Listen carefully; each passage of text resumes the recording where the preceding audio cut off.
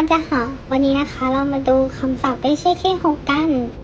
คำแรกป่าเป้าห่อกลับบ้านคำที่สองป่ากวนซื้อขึ้นโรงขึ้นศาล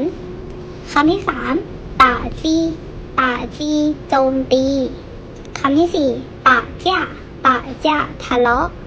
คำที่ห้าป่าเลี่ยงสังเกตคำที่หกป่าเลี่ยล่าสัตว์คำที่เจ็ดป่าจ้างรบกันและคำสุดท้ายป่าเจ้าหุกทักทาย